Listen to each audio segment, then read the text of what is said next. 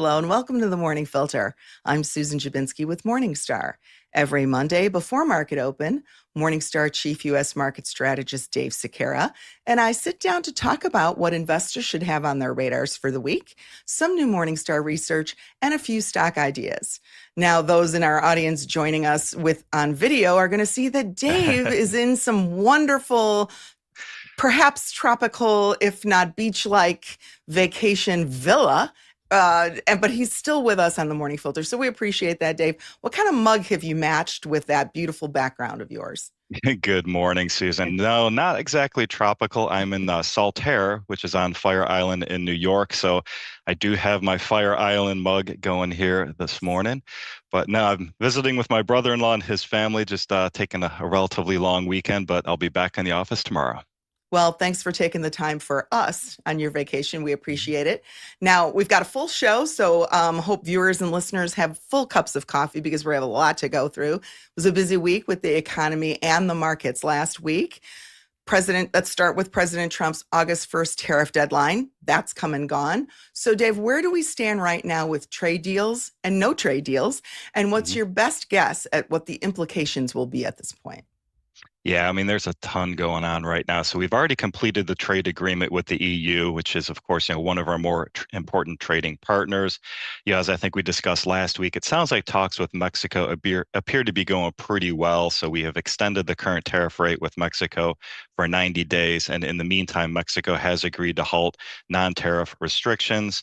As we discussed last week with Canada, it didn't sound like the talks there are going on, or at least not progressing, very well. So we did increase the tariff there to 35% from 25%, although goods under the USMCA, which is the existing agreement, do still remain exempt for now. Trade agreement with South Korea is done. That's a 15% tariff with a $350 billion commitment to invest in the US. Now, negotiations with India sound like they're probably getting difficult. I think we're playing hardball with India right now, so we imposed 25% tariffs there. But really, I think it's all going to be about China still. I think the market's going to be very focused on the status of the negotiations there. That tariff pause deadline, of course, is next week on August 12th.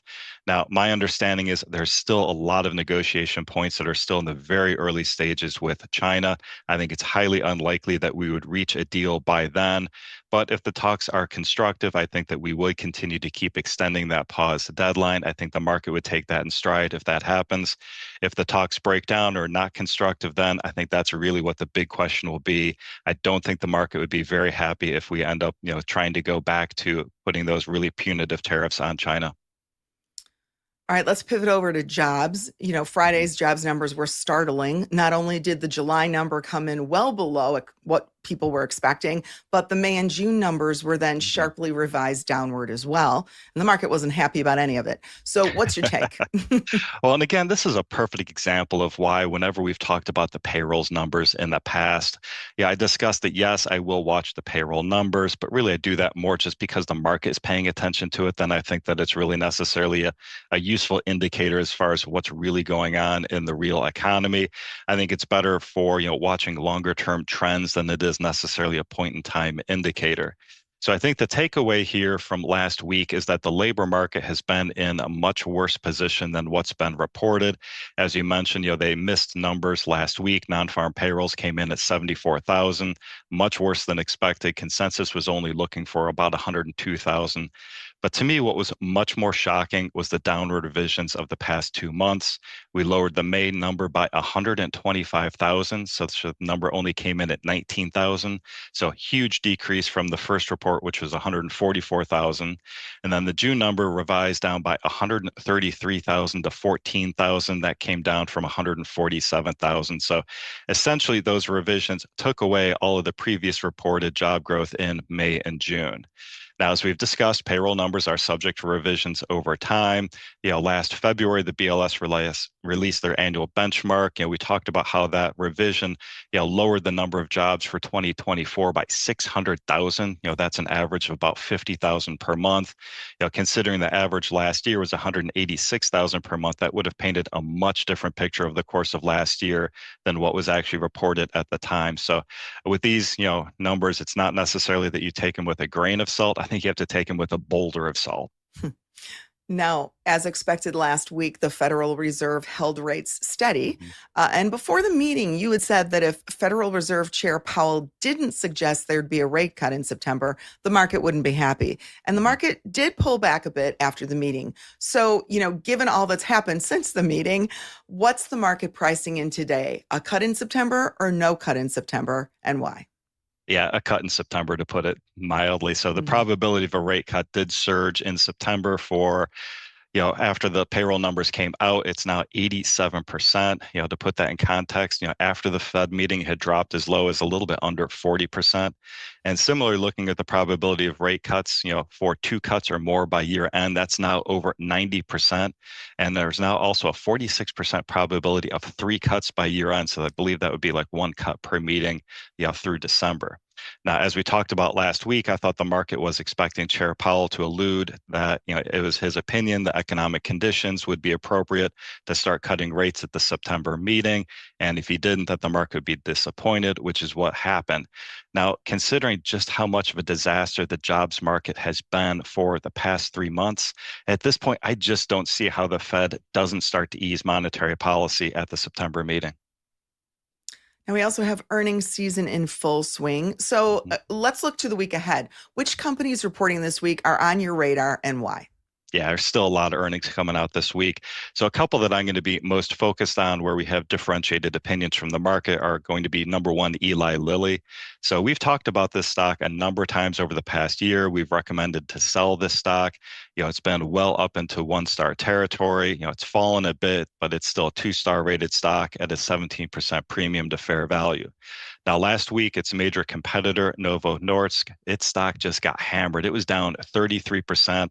After they reported, revenue growth and earnings, we're under a lot of pressure from generic GLP-1 weight loss drugs. So we'll see what happens with Lilly this week. We have Devon Energy. Now, Devon has kind of been our go-to pick for domestic oil stock exposure.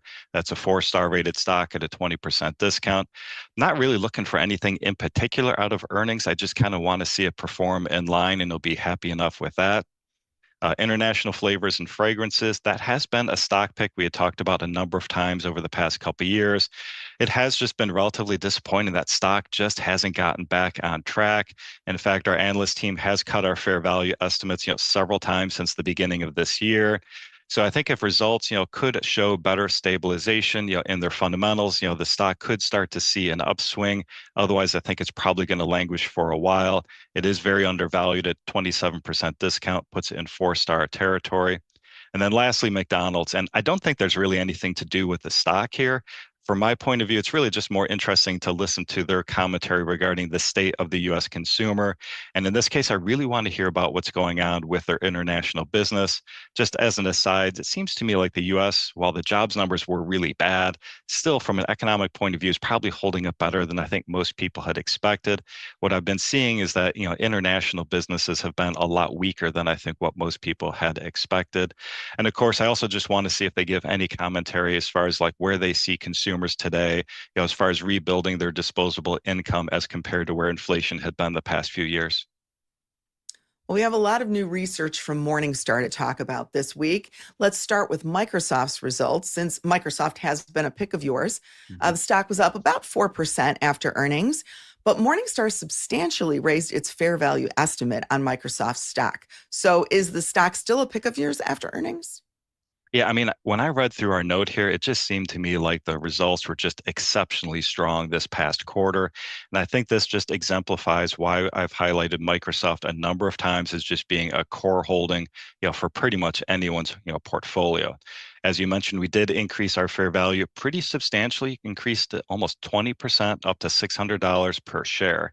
Now, considering Microsoft is the second largest, in our US index by market cap, that's a huge increase for a mega cap stock. And in fact, that's enough really to start to skew kind of our overall total market valuation, considering Microsoft in and of itself represents 6.6% of the Morningstar US market index, leaves the stock in four-star territory, trading at a 13% discount to fair value. So yes, still looks attractive to us.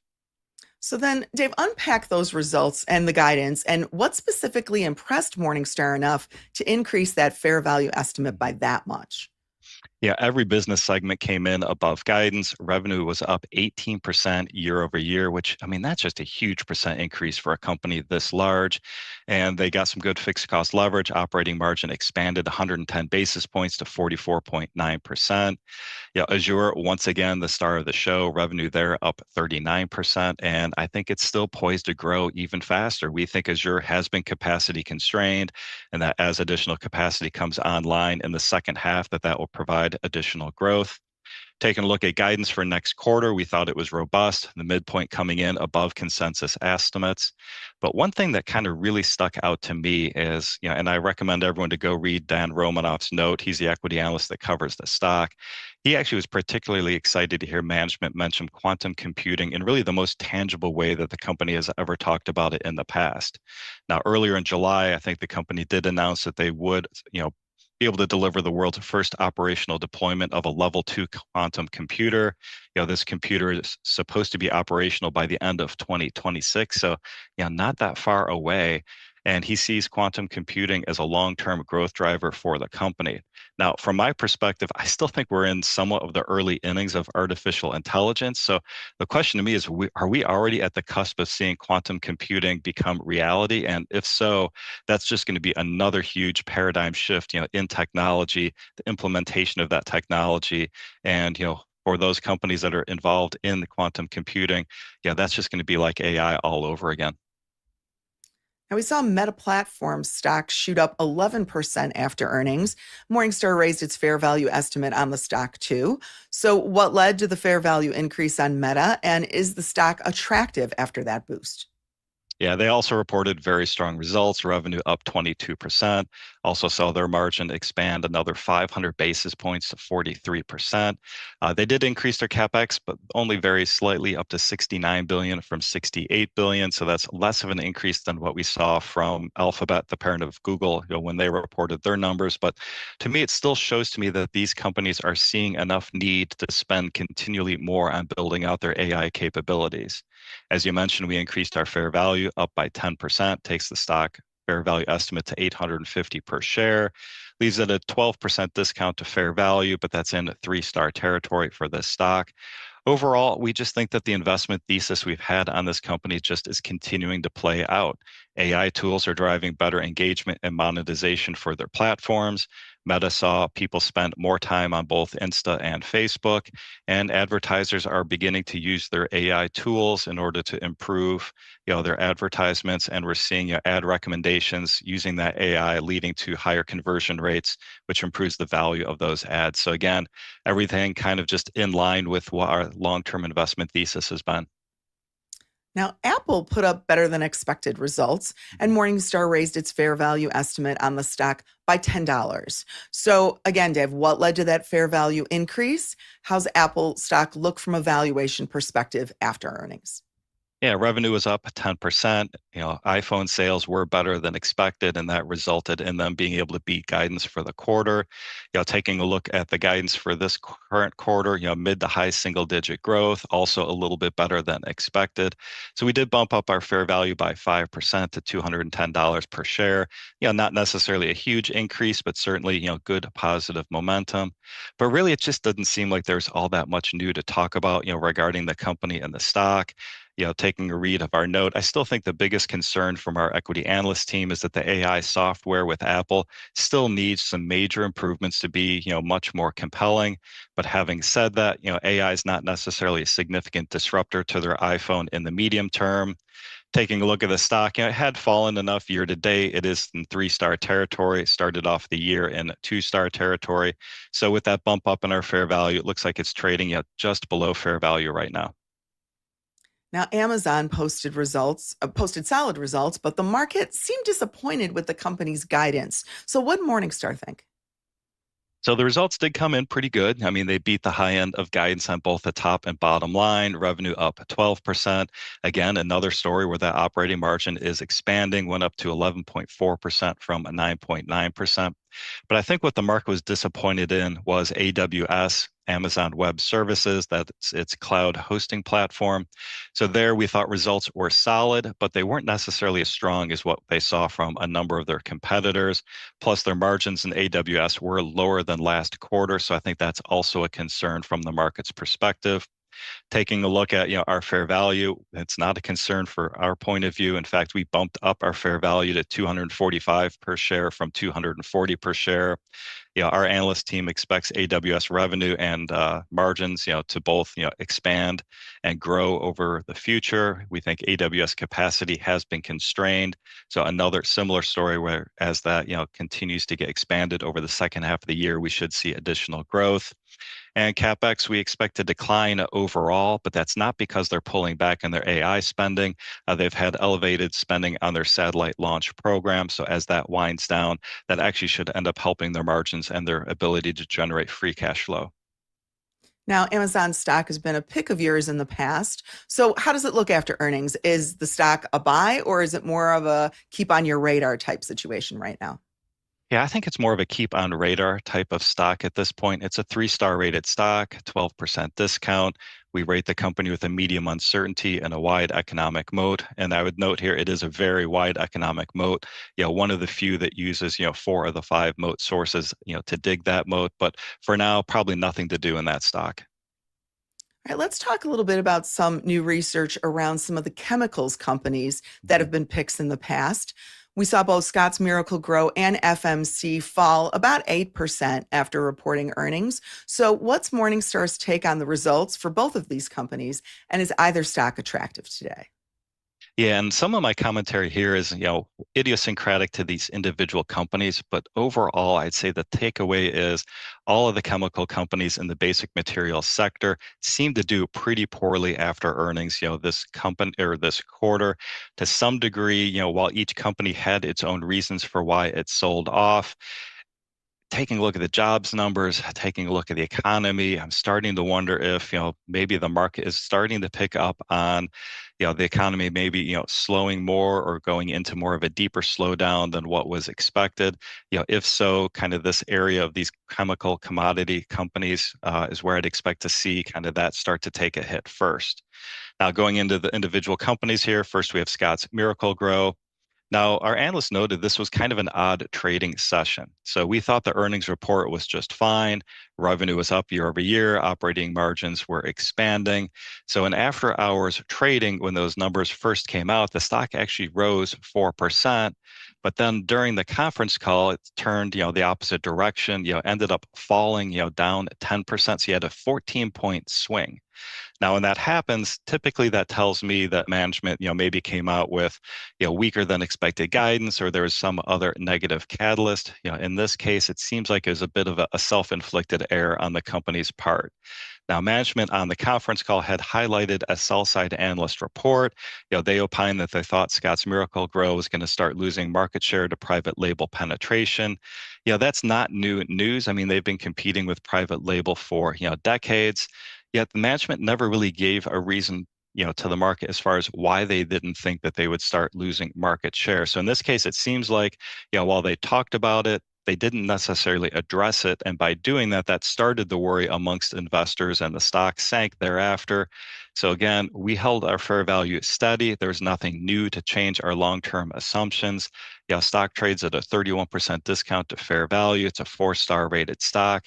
However, at this point, until the company really is able to address the issue of that private label, competition and whether or not we'll see any additional private label penetration, I think the stock is going to languish. So I think the company's got some education that they need to do. And what about FMC? Yeah. Unfortunately, this is kind of another unforced error by the company. We think the company did a poor job of communicating guidance. So Seth, who's the analyst, that was on this company, was listening to the conference call. And when the company was asked about why they were lowering guidance on their earnings call, Our analysts didn't think that they did a great job of explaining it. So FMC is in the process of making a divestment of its India commercial business. So to us, it appears that the guidance that they gave, was flat to prior guidance, but you have to adjust for that divestiture. And it doesn't seem like the market is, interpreting it the same way. So this is a stock, it's significantly undervalued compared to our fair value estimate. I think it trades at over a 50% discount to fair value. It's a 5-star rated stock. However, I would note we do rate the company with a high uncertainty, and that high uncertainty was certainly justified this quarter. But overall, we do think the company does have a narrow economic moat. All right, let's stay with the chemicals industry theme. We had Lionel Basil stock also Mhm. pulled back quite a bit after earnings. Results looked pretty weak on this one, right? No, I mean, results were just awful, to put it Yeah. bluntly. Adjusted EBITDA was down almost 50% versus the prior year quarter. So I did have a quick call with Seth, who's the equity analyst that covers this one, at the end of last week. Now, overall, he thinks that we are near the cyclical trough in the commodity chemicals area. The company is taking the right actions in his view to help be able to improve the business, for the long term. But we did cut our fair value 10% down to $90 a share. Now, the other concerning aspect that I heard when I was talking, to Seth is that, heading into earnings, Seth had thought Lyondell's dividend, was going to be intact. And unfortunately, at this point, this is no longer the case. When he updated the financial model, it now shows that free cash flow is no longer going to be able to cover the dividend in 2025 and 2026. So in our view, if global macroeconomic conditions don't improve next year, you may see Lyondell cut that dividend in order to be able to preserve its cash. Now, taking a look at the stock here, at least it fell less than Dow had after Dow had reported earnings. To some degree, I think that's because Lyondell has a greater amount of its revenue in the U.S. as compared to Dow. We see, the U.S. doing, much better than a lot of the, the global developed markets as far as, the economy and their use of chemicals. Lyondell also does have a stronger balance sheet, so they can use that to support their dividend, whereas Dow doesn't. But again, this is one where we thought that dividend was going to be okay, and at this point, it's a much higher probability that you could see a cut, maybe in the next couple of quarters or next year. Now, you did mention Dow Chemical, and we received, quite a few questions Yeah. about it after last week's episode. And we just ran out of time last week to talk about it. So let's cover it now. Dow stock Mhm. cratered after reducing its forecast and cutting its dividend in half. So viewers want to know, Dave, what's Morningstar think of Dow stock today? Yeah, and I had a pretty lengthy call with Seth because we covered this one as well. So I did want to talk to the analyst before we talked about this one on the morning filter.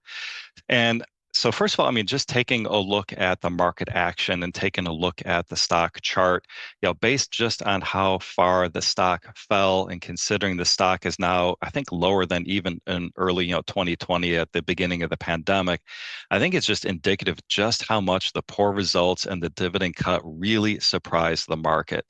Now, from an operating perspective, sales fell across all of its different business lines. They noted that pricing was weak, that there is excess capacity globally within the industry. And of course, the operating margins fell. It suffered negative fixed cost leverage, from the lower revenue. Now, looking at the revenue by geographic region, it's about a third, a third, a third. So a third in the US, a third in Europe, third of rest of world. So compared to Lyondell, they have, more international exposure. And I think that's, part of the reason that the Dow numbers, were better. When you look at the different geographic regions, US results were okay, except for autos, that was weak. But really, it was management calling out the slowdowns in international construction and manufacturing, being the worst areas. Specifically, China, I think, is one of the weakest. And of course, the Chinese economy and, their construction market is really hard to get a read on exactly what's going on, there. So what's our outlook now? We do think the company are taking, some of the right steps to help improve margins, for the long term. They are closing some facilities in Europe. They're going to onshore back to the US in some of these, products where we think that they have an advantage, in their feedstock. So that should help margins over time. And unfortunately, we did push back when we expect kind of the cyclical recovery in commodity chemicals, to take hold. Originally we had thought it was going to be here in 2025. It's now probably 2026 at the earliest, and in fact, may not even be until 2027, at this point. Seth noted that he was pretty disappointed that the company had cut the dividend. He had thought that they were going to be able to maintain it here in 2025. And so kind of reading between the lines here, when I was talking to Seth, he mentioned that after last quarter, after the first quarter earnings release, he spoke directly to the company. They told him at that point in time specifically that they did not have, any plans to cut the dividend. So with that dividend cut now, the question to me is, does this indicate that the company is really battening down the hatches because they just don't see that cyclical recovery coming for a while, and they're doing that in order to protect their balance sheet? I don't know. Sure seems that way to me. So the stock today, again, very undervalued, trades at about half of our fair value estimates, a 5-star rated stock, very healthy, dividend even after that dividend cut. But I think you're going to need to start seeing improvement in a lot of these, other global and developed market economies before the stock, starts to work. So having said all that, I know it's a very long answer with both, Lyondell and Dow. So if you're involved in either of these stocks, or, because they are so undervalued, you're taking an interest in it, I would just highly encourage you to read through, Seth's analysis, on both companies before you, get involved in these stocks or take additional positions on. All right. And a reminder to our audience that you have a question for Dave, be sure to send it to us at themorningfilter@morningstar.com. All right, Dave. Well, a couple of your recent consumer defensive picks reported earnings last week, Kraft Heinz and Hershey. Looks like Morningstar held its fair value estimates on both stocks after earnings. So what'd you think of the results? And is either stock attractive after earnings? Yeah, Kraft Heinz still looks like it's really attractive to us. It's a 44% discount, puts it well into 5-star territory, 5.6% dividend yield. Now, taking a look at the results, Aaron noted that, they were a bit softer than expected. Organic sales were down 2%. The operating margin contracted a little bit. However, the company did maintain their guidance for adjusted earnings for the year. So we're looking at $2.51 to $2.67. So when you use that midpoint of that range, the stock's still only trading at 10.6 or 10.6 times earnings. However, even at that valuation, it's just not getting the market's attention, for whatever reason. And I think that's probably a big reason why the company is currently rumored to be evaluating strategic alternatives. That could include, a breakup or a spinoff to try and unlock shareholder value. I think overall, Kraft is probably considered by the market to be too big to buy in and of itself. But if we do see different areas, spun off, those parts could garner a buyout bid and help unlock shareholder value that way. And what about Hershey?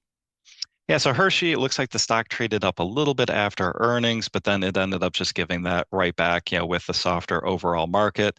The stock is, a 4-star rated stock, but just barely. It trades at a 10% discount, so it's kind of right in that range between 4 and 3 stars. Dividend yield attractive, 2.9%, not necessarily all that high. This is a stock we recommended several times earlier this year, but now that it's traded up, it's only at that 10% discount. Yeah, I see just better areas where you can get a greater margin of safety, elsewhere. So on this one, maybe wait until you see, an improvement in cocoa growing seasons and for cocoa prices, to start coming back down. The other thing I just really want to mention for investors on this stock, this is one where I do think it need to ignore kind of that price to earnings ratio for right now. So the PE this year is over 30 times, based on the company guidance of $5.80 to $6 a share. But over time, as cocoa prices come down and you'll start seeing, more normalized operating margins, more normalized earnings, that would end up taking that PE back down on a normalized basis, below 20 times, taking a look at our model. So again, this is one where, I don't think you really want to look at the PE as far as trying to gauge, the long-term valuation of the company. Now, Boeing was a pick of yours in spring, and the stock pulled back a little bit after reporting, but Morningstar raised its fair value estimate by a few dollars. So, what do you think of Boeing stock after earnings? Yeah, now specifically, that was one of our picks on the May 19th episode of the Morning Filter. In that one, we did identify, 5 different, Trump trade picks. He was doing some international trips, number of different announcements of governments, agreeing to buy, more planes from Boeing. It was also Boeing's just a beneficiary of a lot of these other countries increasing their spending on defense as well. Taking a look at the quarter results, I think they just show the company's on track with expectations. No real new news to report. Our fair value increase was, only 3%, not necessarily a big increase, but again, I like to see it, moving in the right direction. Now, since that recommendation, the stock has moved up. It's currently a 3-star rated stock at an 11% discount. So no longer at that margin of safety that we'd be looking for. And UPS has also been a pick of yours in the past, and that stock fell about 10% after weaker than expected report, and the company also withheld its guidance. So, what do you think of those results and Mhm. of the stock today? Yeah, I mean, it's just like UPS just can't catch a break. I mean, they had the driver contract renegotiations, I think, in mid 2023. That increased their costs. Throughout 2024, they worked to try and improve their cost structure to accommodate those higher costs. And now here in 2025, Amazon announced it's reducing the amount of volume that it's putting through the UPS network. And then the companies had to deal with, the huge impact of the pull forward as people were buying before the tariffs. And then, of course, now the subsequent, pullback in those business to business deliveries. So again, it's been very, difficult to really understand kind of the true long-term earnings power of this company, as it's gone through all of that. Now, in the short term, definitely some disappointing margin performance, specifically in their international profitability.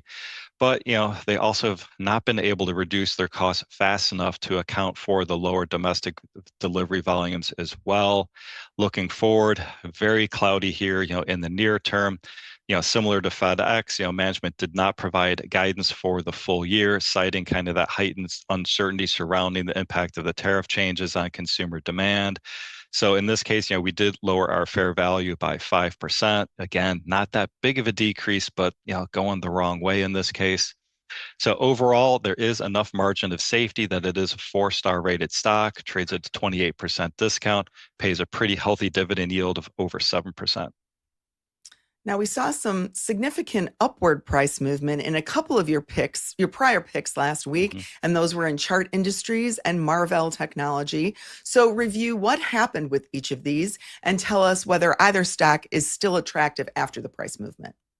So Chart Industries as a small cap stock pick is going all the way back to early 2024.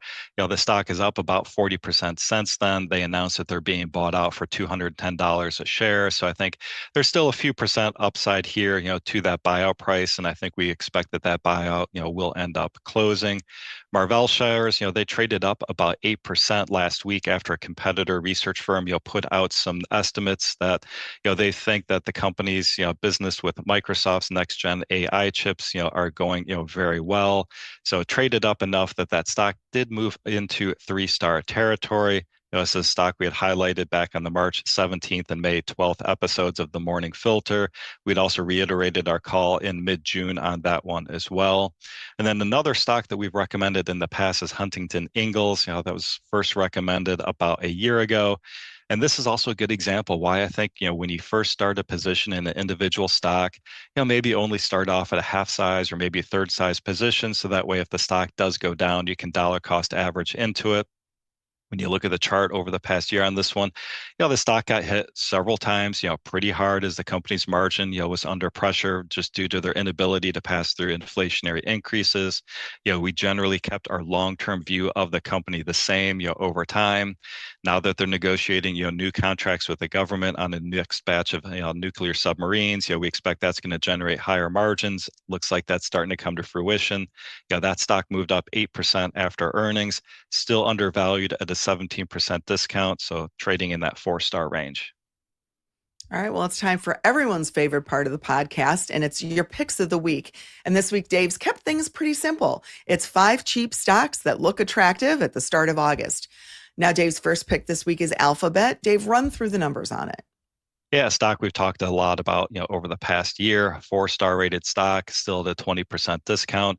Company we rate with a medium uncertainty and a wide economic moat. In fact, that wide economic moat is bolstered by 4 of the 5 different moat sources. And I think it's still probably the most undervalued of the Mag 7 stocks. Now, Alphabet did put up some good second quarter numbers, but the stock really hasn't moved that much. Is it Mhm. really those, Department of Justice lawsuits overhanging on the stock, or is there something else going on, do you think? Yeah, I think it's a confluence, a lot of different things that's going on, with Alphabet. But yes, I do think the market is probably overly pessimistic regarding the impact of the DOJ lawsuits. Ultimately, our analytical team doesn't think the Alphabet will end up getting broken up. However, even if it does, they did a sum of the parts analysis, and based on that analysis, they think the stock is still worth at least, what it's trading at today. I think the market is also still very concerned about how artificial intelligence, could end up disrupting Google's search business, over time. For now, we're not seeing that. In fact, the integration of AI features such as AI overviews and the AI mode have not only maintained their dominance in search, but search actually grew 12% year over year this last quarter as compared to a 10% growth rate, the prior quarter. Also, a lot of concerns about, excuse me, the potential monetization of all of the money they're spending on AI. Last quarter's earnings, they talked about increasing their CapEx spending to 85 billion from 75 billion. So I think investors still want to get that clarity that they will be able to generate, excess returns on all of that spending, over time.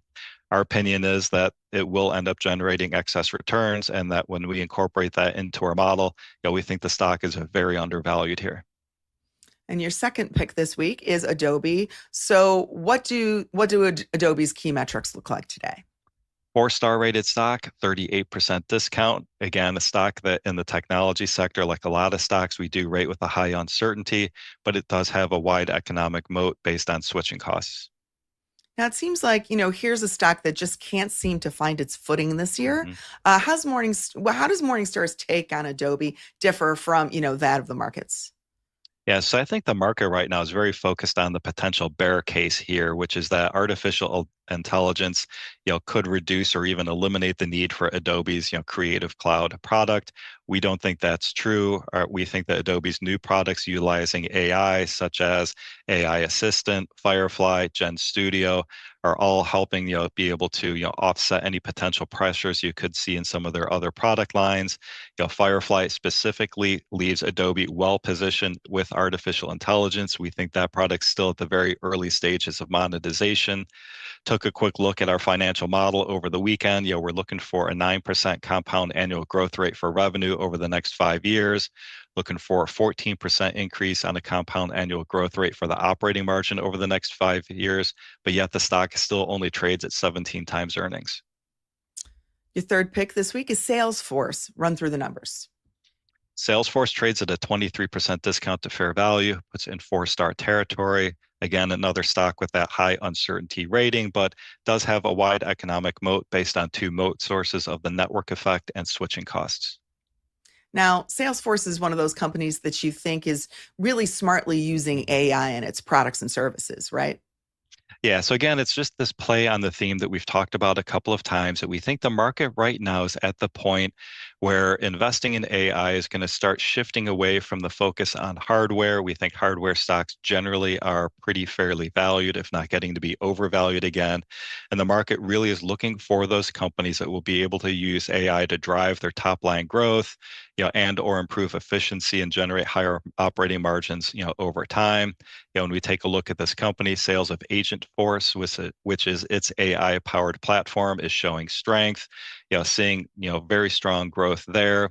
Took a quick look at the company's financial model. We're looking for compound annual growth rate on the top line of 8% or better over the next 5 years, leading to earnings growth rate of over 13% over the next 5 years. And it's just another company that's just not especially expensive from a PE point of view. Trades at 23 times this year's earnings, comes down to 21 times next year's earnings. So this is just a stock that, especially when it gets to be in this undervalued area, we think is a buying opportunity.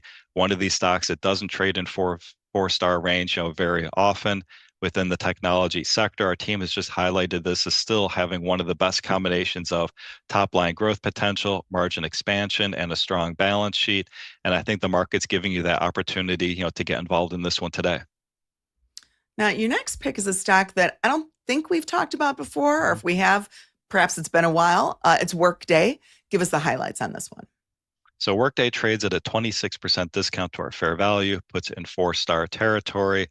Another one with a high uncertainty rating because of the sector it operates in, but based on its switching costs, we do rate the company with a wide economic moat. So then is Workday another one of those sort of AI plays, Dave? I think so. And I think AI provides Workday with an extended growth runway.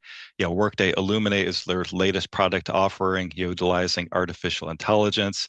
Helps, human resources and financial professionals with recruiting, payroll, financial auditing. So again, we think this is a good long-term play on the utilization, of AI. Taking a look at our model here, 5-year compound annual growth rate for revenue of over 12% over the next 5 years, leading to an earnings growth rate of 15%. Trades at 27 times 2025 earnings, but that drops down to 24 times next year. So again, another stock that we think looks attractive today. And then your final pick this week is Biogen. So go through the key takeaways on this one. So this one trades at a 40% discount to our fair value, enough to put it in 5-star range. Now, based on the company's products and the research and development that you need to see in order to be able to bring out new drugs, we do rate this one with a high uncertainty, but we do think it has a narrow economic moat based on its intangible assets of its drug portfolio and its research and development pipeline. And, here's another stock that just can't seem to dig out of its hole. So why are investors so down on Biogen stock? And what does Morningstar see that the market doesn't?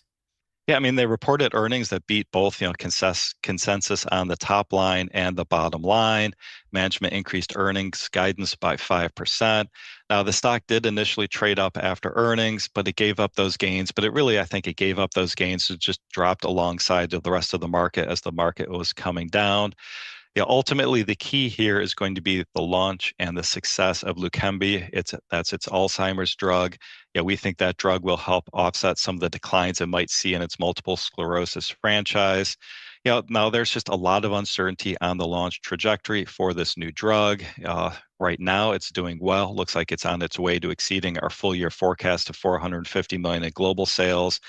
Overall, we forecast this drug will be 3 billion in peak sales, globally. The it's just at this point, I think we're just waiting on decisions, for two different key catalysts that could accelerate growth here. Now, we maintained our fair value, but again, it is a high uncertainty rating because of the wide range of potential outcomes based on what the peak sales potential really will end up being for this Leqembi. But based on our numbers now, we think this one is quite attractive. All right. Well, thank you for your time this morning, Dave, and safe travels back home. Those who'd like more information about any of the stocks that Dave talked about today can visit Morningstar.com for more details. We hope you'll join us next Monday for the Morning Filter at 9 a.m. Eastern, 8 a.m. Central. And in the meantime, please like this episode and subscribe. Have a great week.